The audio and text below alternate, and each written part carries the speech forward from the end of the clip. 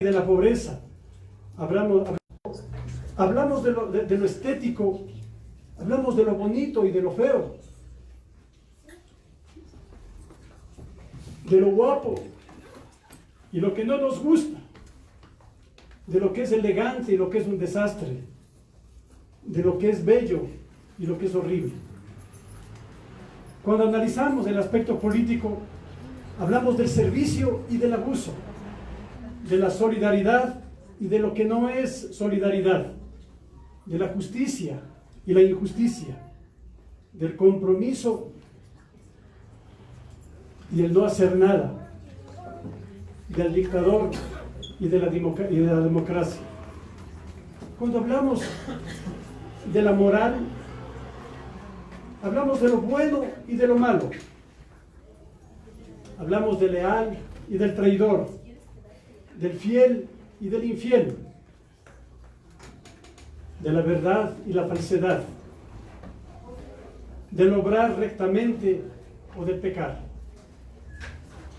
Cuando analizamos el aspecto social, hablamos de la justicia y la injusticia, de la solidaridad y la insolidaridad, de la paz y de la guerra, de la libertad y de la esclavitud, de la tolerancia y la intolerancia.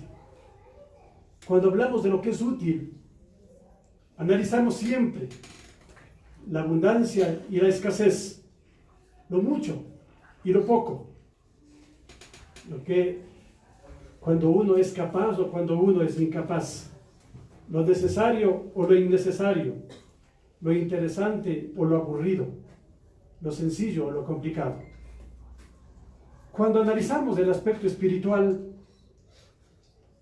hablamos de la libertad y de la esclavitud, de la amistad y de la enemistad, del amor y del odio, de la paz interior y el remordimiento, del buen obrar y del pecado, de la pobreza espiritual y de la riqueza, del amor a los demás o del egoísmo, de la humildad o de la soberbia, de quién es limpio de corazón o quién es perverso, del santo o del pecador.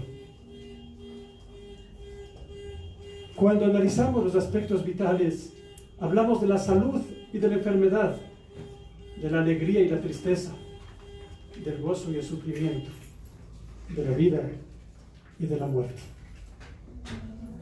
Cuando hablamos de lo científico, hablamos de lo que es verdadero y lo que es falso, de lo caliente y de lo que es frío, de lo húmedo y de lo seco, de lo grande y lo pequeño, de lo largo y lo que es corto, del ancho y lo estrecho, de lo que es rápido y lo que es lento, de lo que es fuerte y lo que es débil.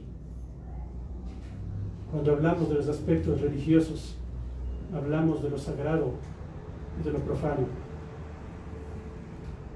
del divino y del maligno.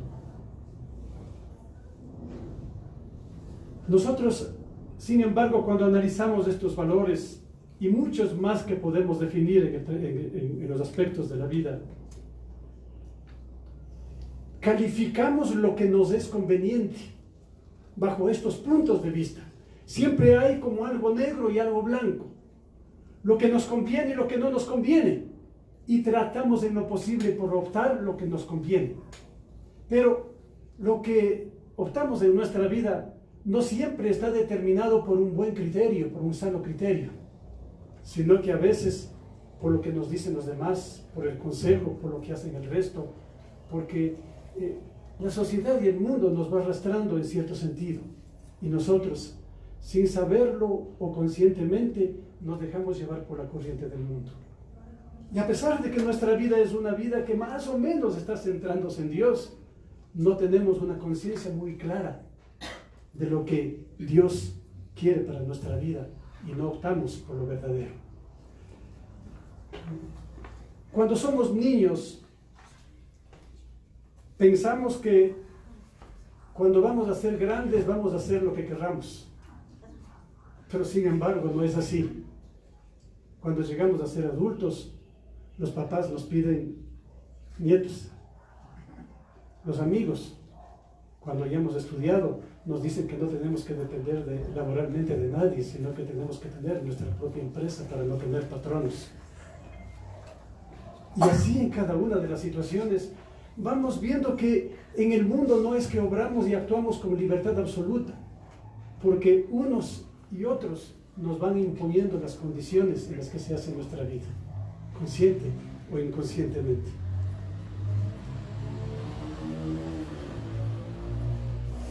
Nos dicen que debemos vivir correctamente, pero ¿será eso lo que está impulsando nuestra propia vida? Hoy, hermanos, una persona exitosa debe tener un automóvil, un departamento del último modelo de iPhone. La sociedad moderna,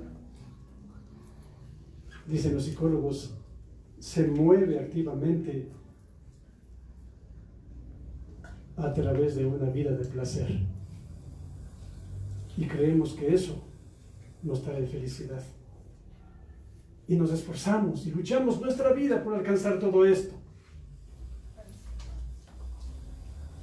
Gastamos dinero en cantidad de aparatos que la sociedad de consumo nos va imponiendo, porque creemos que eso es necesario.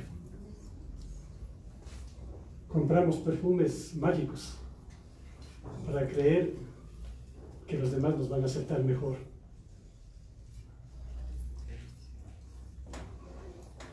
Nos dicen que debemos comprar sartenes con revestimiento antiadherente y nos convencemos de ello y cambiamos los que ya teníamos. Asimismo, al niño se le impone un comportamiento especial, porque la publicidad nos habla y nos dice, y el niño exige el juguete que quiere tener y nosotros le damos. No importa que compremos el último modelo de iPhone, si es que a pesar de eso tenemos que pasar un año entero comiendo fideos todos los días. Estamos al nivel de los demás, de los otros. Nos van imponiendo condiciones para que nuestra vida sea una mejor vida. Ese es el mundo de hoy. Y hablamos con los demás y vivimos en esa competencia permanente.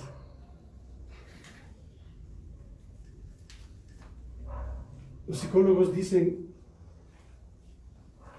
que el estilo de nuestra vida es una imitación. ¿Por qué somos menos que las estrellas del cine y la televisión? Todo el tiempo estamos pegados a los medios de comunicación, donde nos presentan los modelos de hombres y de mujeres, lógicamente con la máscara y el disfraz que la cámara lo presenta. Y nosotros tratamos de ser como ellos, de vestirnos como ellos, de actuar como ellos, de pensar como ellos. Y cuando normalmente conversamos sobre los diferentes asuntos de nuestra vida, hablamos de las películas, de los artistas, del maquillaje, de los productos de belleza.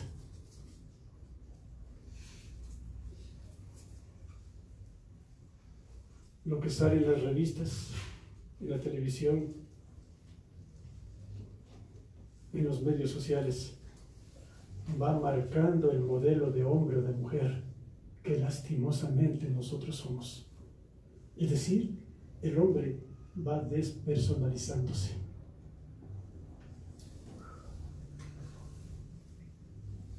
Antes se decía, si no tienes Google, no estás vivo. Ahora dicen, no puedo vivir sin Instagram. Y seguimos siendo esclavos. Y creemos que eso nos hace sentir las personas del siglo XXI.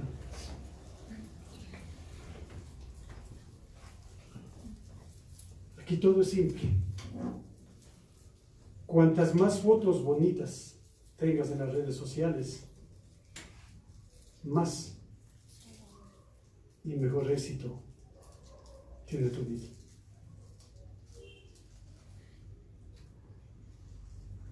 Y lógicamente que para ello gastamos lo que gastamos por aparentar la belleza física que Dios nos ha dado.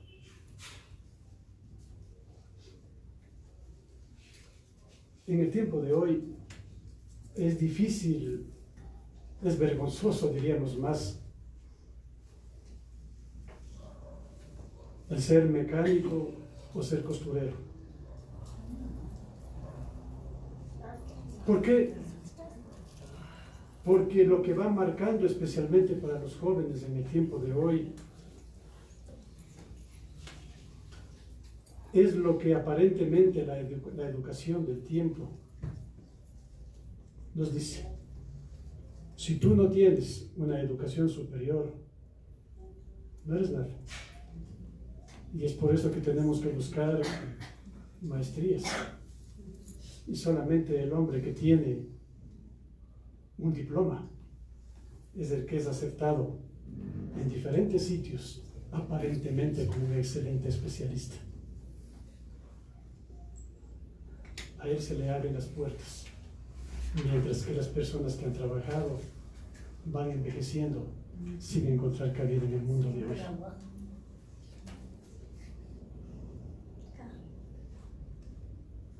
Soñamos con tener el primer millón.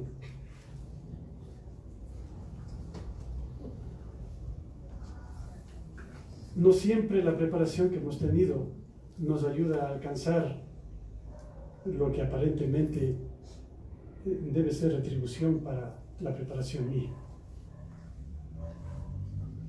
Nos sentimos satisfechos cuando luego de haber ejercitado una labor nos sentimos premiados por el dinero. Y no importa cómo lo consigamos. El hombre de hoy ya no vale por lo que es, sino por lo que tiene. Y casi nunca estamos acostumbrados o estamos aceptando el trabajo que en buena hora hemos conseguido, porque vamos viendo que otros ganan más en otro trabajo. Y si yo tuviera la oportunidad de ir a otro trabajo y ganar mi primer millón, voy a querer luego el segundo y el tercero. Y va cambiando la disposición de conciencia limpia que debería tener interiormente para vivir como debería vivir.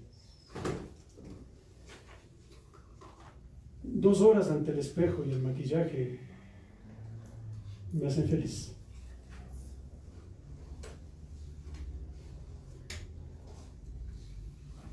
Las mujercitas y también los que tienden a hacerlo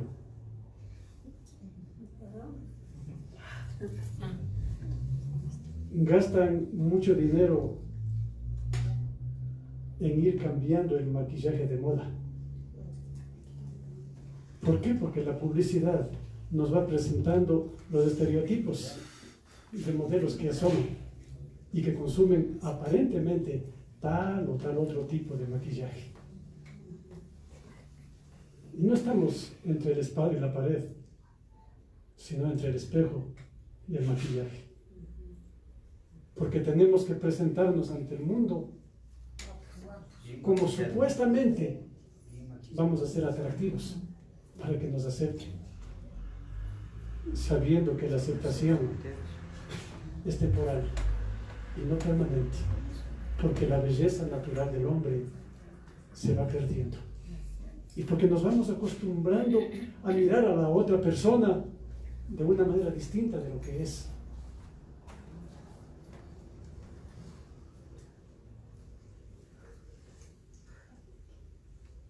Tenemos que rendir cuenta ante los otros, especialmente cuando estamos en vacaciones y nos preguntan, ¿a dónde te fuiste este año? Y de pronto nos sentimos incómodos y con vergüenza si es que respondemos a ninguna parte, porque nos da miedo decir que no hemos tenido plata, o que por 5ª vez consecutiva hemos ido a la playa que vamos siempre. ¿Por qué? Porque el medio como que nos empuja a que seamos conocedores del mundo, a que viajemos, Y viene una oferta y otra oferta. Y el hombre como que está con esa ansiedad permanente ¿de qué? De gastar. Esta es nuestra sociedad. Este es nuestro mundo. Lo más importante es tu comodidad. Los problemas de otras personas no tienen que preocuparte.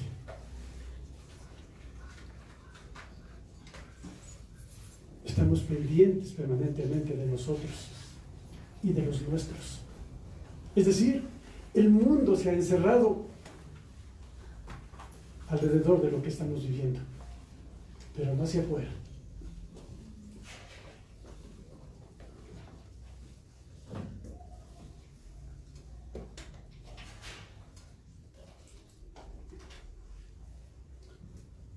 Al parecer en nuestros días, mis hermanos, los valores morales fueron perdiendo presencia en nuestros actos,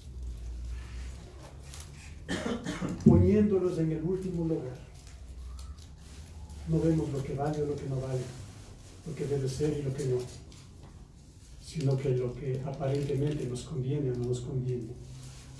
En el idioma actual se dice, anticuada, a la mujer decente, que no enseña nada. Arte, a la pornografía. Auténtico, al que no sabe obedecer. También se dice que una buena familia es la que tiene dinero. Y se le llama compensación al robo. O que alguien es de criterio abierto cuando carece de valores.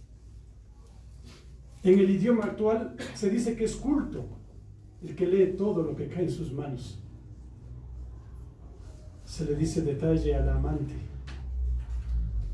O se cree que educar es pagar una escuela cara. Se le tacha de fanático al que habla o escribe una jerarquía en la que prevalece Dios. Se le dice franqueza a la grosería. Que alguien es hábil cuando engaña, o que es un idiota al hombre bueno, y que es un imbécil el que perdona. Asimismo, que un intelectual es el que habla excluyendo a Dios. Está trastornado el valor. Ahora se habla, ¿no?, para adultos, de espectáculos inmorales.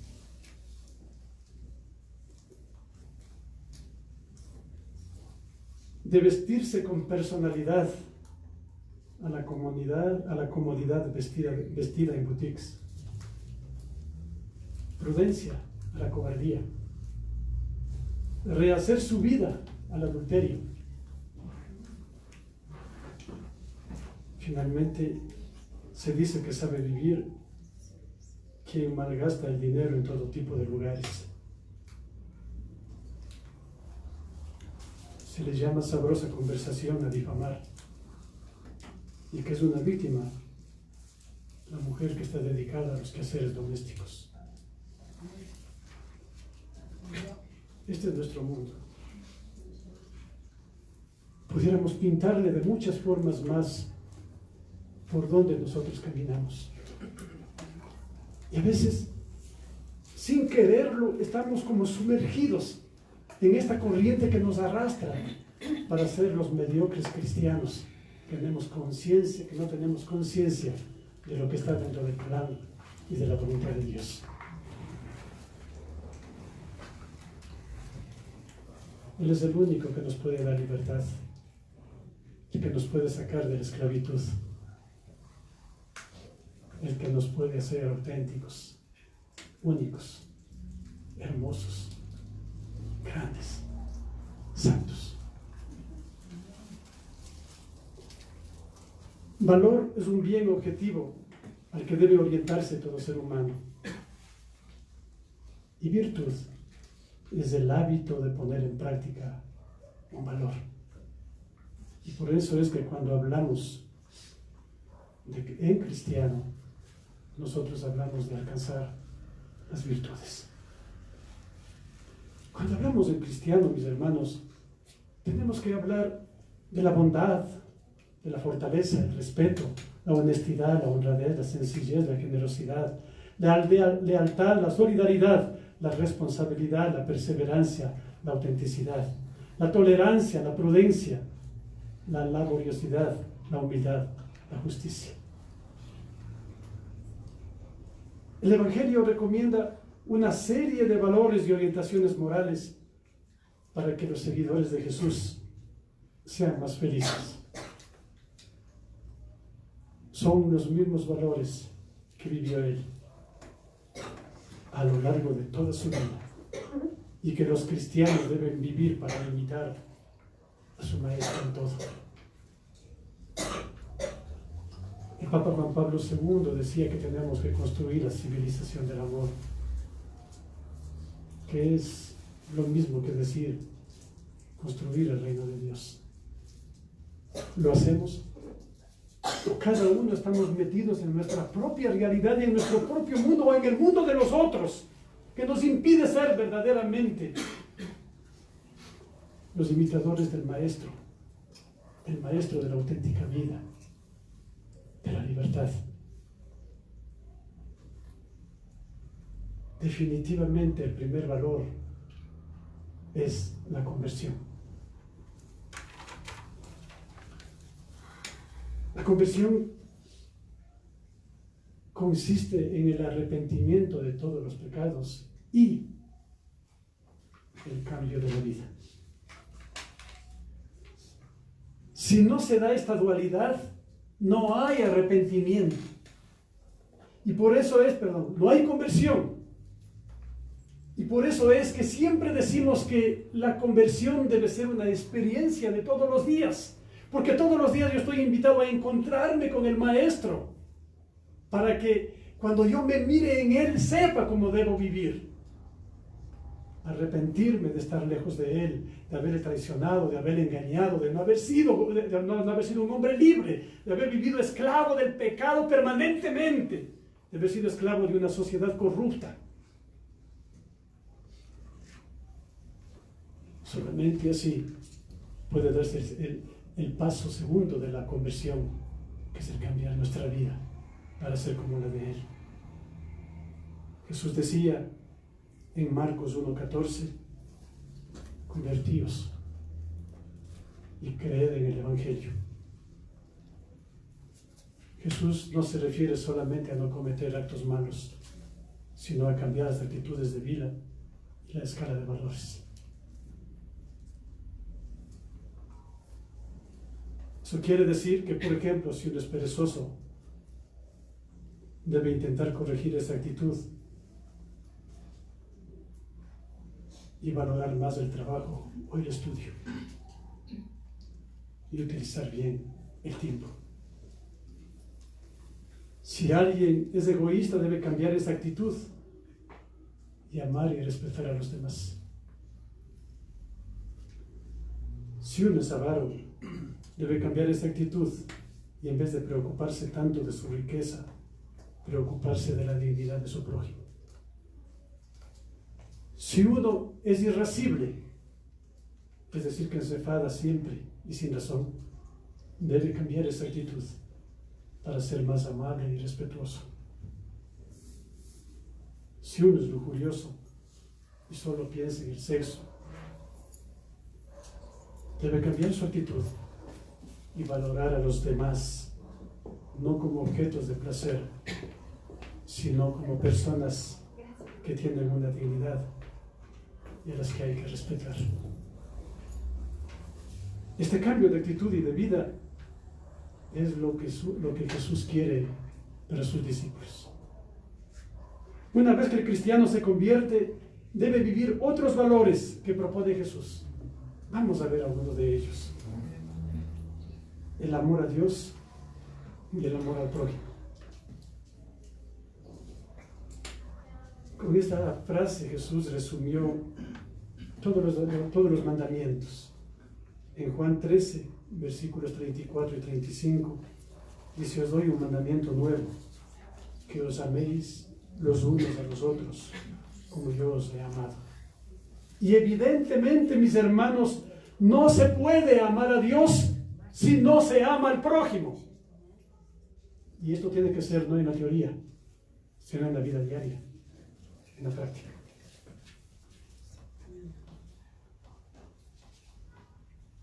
Jesucristo quiere que ese amor al prójimo se debe concretar en una serie de acciones que Él mismo nos enseña en Mateo 25. Dar de comer al hambriento, dar de beber al sediento, hospedar al forastero, visitar al enfermo y al encarcelado, vestir al desnudo. Y qué bien que lo cumplimos nosotros, ¿no es cierto? Después la Iglesia lo completó con otras recomendaciones de las que llama las obras de misericordia, como enseñar al que no sabe, dar buen consejo al que necesita, corregir al que se equivoca, consolar al triste, tener paciencia con los defectos del prójimo, etc. Pero Jesús quiere que sus seguidores lleguen incluso más lejos. Y por eso propone que hay que amar a nuestros enemigos y a los que nos desean el mal. En Lucas 6, del 27 al 38, nos dice: porque si solo amáis a los que os aman, y solo hacéis el bien a los que os corresponden, ¿qué mérito tenéis? Eso lo sabe hacer todo el mundo. Vosotros, en cambio, amad a vuestros enemigos, haced el bien y prestad sin esperar nada a cambio. Tendréis un gran premio y seréis hijos del Altísimo. Otro de los valores que propone Jesús es el perdón y la misericordia. Hay que perdonar no 7 veces, sino 70 veces 7. Y por tanto, el cristiano debe perdonar siempre y no buscar la venganza. Es más, Jesús quiere que antes de ver los pecados y defectos de los otros, se mire a uno mismo. Antes de criticar y hablar mal de los otros, Jesús propone que cada uno mire su interior y se corrija. En Lucas 6, versículos 27 al 38 dice: sed compasivos, como vuestro Padre Celestial es compasivo. No juzguéis y no seréis juzgados, no condenéis y no seréis condenados. Perdonad y seréis perdonados, dad y se os dará. La medida que uséis, la usarán con vosotros. En otro pasaje dice: y el que esté limpio de pecado, que lance la primera piedra. Pero la mejor definición de cómo debe ser la vida de un cristiano, ya lo hemos analizado en la asamblea. Lo encontramos en Mateo 5 y en Lucas 6, las bienaventuranzas. Hay que ser pobre de espíritu, sufrir y llorar con los que sufren, trabajar por la justicia, ser misericordiosos, limpios de corazón, pacíficos. Hay que ser pobre de espíritu. No hay que vivir pendientes de la riqueza, porque no es lo más importante de este mundo. Ante la tentación, Jesús le respondía al enemigo: no solo de pan vive el hombre, sino de toda palabra que sale de la boca de Dios. Mateo 4:4. Hay que ser humildes y sencillos. No hay que buscar los honores y los puestos importantes. Sufrir y llorar con los que sufren. Hay que ser solidarios y acompañar a la gente en los momentos de dolor. Hay que saber ayudar a los que sufren. Nunca burlarnos de las desgracias ajenas, ni desear mal a nadie. Trabajar por la justicia. Eso implica denunciar la injusticia y corregir a los injustos, cueste lo que cueste. No hay que callar ante la injusticia, sino ser valientes y saber corregir al que esté equivocado. para que no nos hagamos cómplices de su pecado y de su error. Las críticas deben ser constructivas y hechas con amor y nunca destructivas y por atrás. Ser misericordiosos se refiere a saber perdonar a los demás y tener cuidado con las críticas destructivas. Perdónanos nuestras ofensas, como también nosotros perdonamos a los que nos ofenden. Ser limpios de corazón. Se trata de ser personas que vayan con la verdad por delante. No hay que ser falsos, ni hipócritas, ni mentirosos. Hay que ser limpios, evitar la maldad, evitar el pecado e intentar ser santos y perfectos, como lo fue Jesús. Ser pacíficos, arrancar del corazón todo grado de violencia, de agresividad. Hay que trabajar por la paz y reconciliar siempre. Jesús nos enseña también otro valor, el valor de la vigilancia. Es decir, pensar que el cristiano cualquier día tiene que morir. Puede ser hoy, puede ser mañana.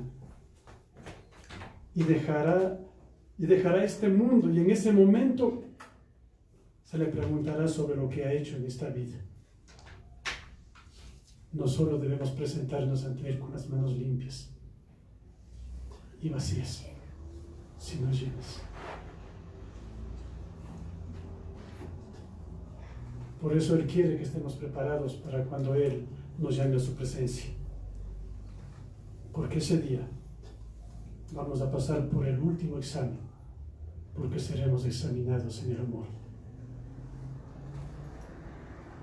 En la parábola del buen samaritano, Jesucristo nos enseña los valores de solidaridad, de igualdad y de dignidad humana.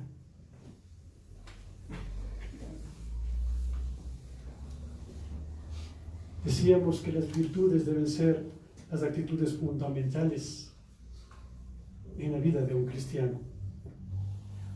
La moral, mis hermanos, no es solo hacer el bien y evitar las malas acciones, sino vivir un estilo de vida en que las actitudes de cada uno sean las correctas. A estas actitudes correctas las hemos llamado virtudes.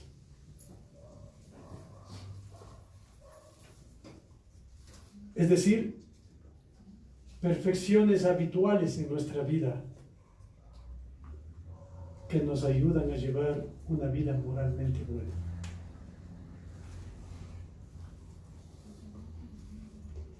Ya la palabra de Dios y la enseñanza de la Iglesia nos enseña especialmente de las tres grandes virtudes que abarcan a todas: la fe, la esperanza y la caridad. La fe. Jesús nos pide que creamos en Él, que confiemos en su persona. Jesús alaba la fe de los que creen en Él, como el del centurión romano, y se enfada cuando a sus discípulos les falta fe. Creer en Dios significa que el creyente hace el bien y ama a Dios y al prójimo. Si uno dice que ama a Dios y se porta mal con el prójimo, no es un creyente y no está dando un buen testimonio de Jesús. Creer significa evitar las ocasiones de pecado. La esperanza es la actitud en que confiamos que Dios cumpla todas las promesas que Él nos hizo, que nos salvará del pecado, que resucitaremos en el último día y que le veremos a Dios en el cielo. Gloria a Dios.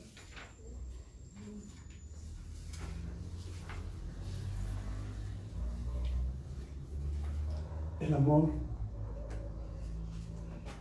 o la caridad. San Pablo dice que de las tres virtudes, la fe, la esperanza y la caridad, la más importante es la caridad.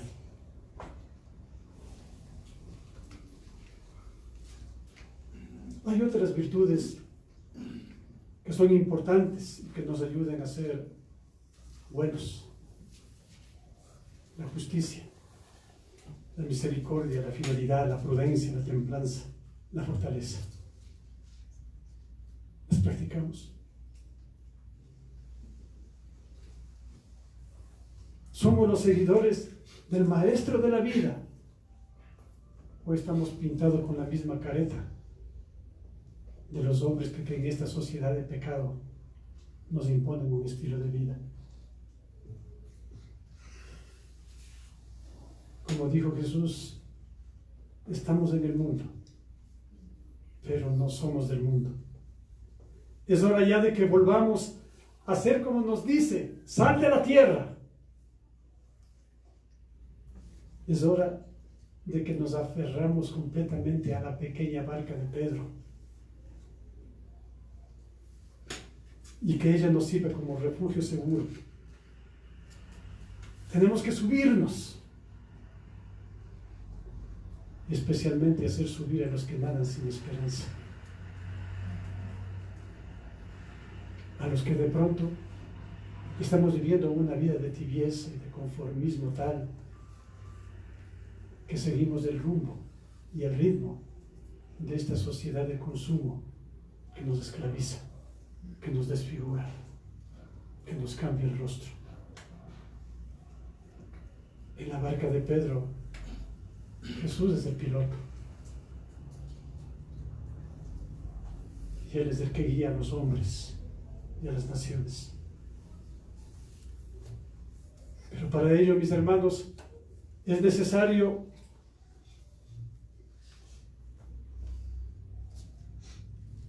que todos los cristianos luchemos todos los días por vivir una conversión diaria que nos arranque el pecado y nos dé un estilo de vida distinto.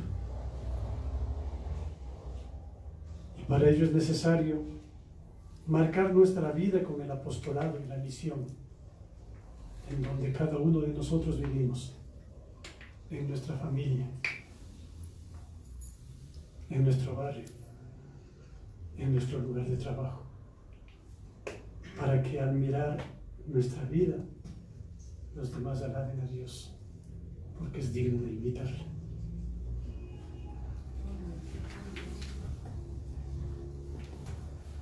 Hay la historia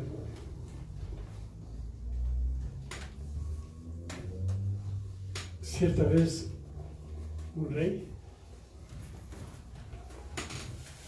puso en la mitad del camino una roca inmensa, grande.